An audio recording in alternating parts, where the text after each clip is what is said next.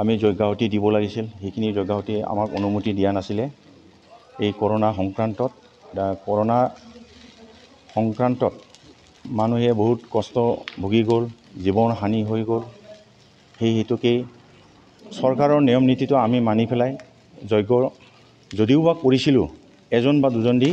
যজ্ঞাহুতিটো কৰি আমি নিয়মটো ৰীতি নীতিটো ৰাখি আহিছোঁ এতিয়া দেখা গ'ল যে আজি আমাৰ মাননীয় মুখ্যমন্ত্ৰী মহোদয় হিমন্ত বিশ্ব শৰ্মা ছাৰে অসমত আমি ধৰ্মৰ যিটো পালন কৰা ৰীতি নীতি সেইটো এইবাৰ নতুন SOP মতে এলাও কৰিছে সেইমতে আমি আমাৰ ধৰ্ম প্ৰাণ ইয়াত বাগানচাৰীত অৱস্থিত আঞ্চলিক ব্ৰহ্মধৰ্ম মন্দিৰ ইয়াত আমাৰ সিনিয়ৰ চিটিজেনৰ পৰা লৈ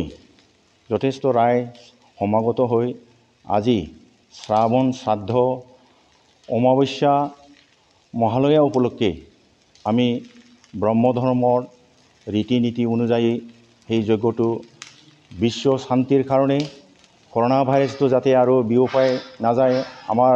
মানৱ সমাজত যাতে ক্ষতি সাধন কৰিব নোৱাৰে সেইটোৰ কাৰণে আমি মংগল কামনা কৰি আৰু লগতে জ্ঞাত অজ্ঞাতভাৱে আমাৰ যি নেকি মৃত্যুবৰণ কৰি ইহলীলা হৈ গ'ল কৰোনাত বা বেলেগ নিজৰ দেহাৰ সংক্ৰান্তত তেখেতসকলৰ আত্ম চিৰশান্তি যাতে ভগৱানৰ ওচৰত সিহঁতে মোক্ষ লাভ কৰে সেইটোৱেই কামনা কৰি পেলাই আৰু বিশ্ব শান্তি আৰু কৰোনা মুক্তি হওক এইটো কামনা কৰি পেলাই আমি সমূহ কোকৰাঝাৰবাসী ৰাইজে এই আমাৰ বাগানচালী অৱস্থিত আঞ্চলিক ব্ৰহ্ম মন্দিৰত গোট খাই এই যজ্ঞাহুতিটো আমি সমৰ্পণ কৰিছোঁ।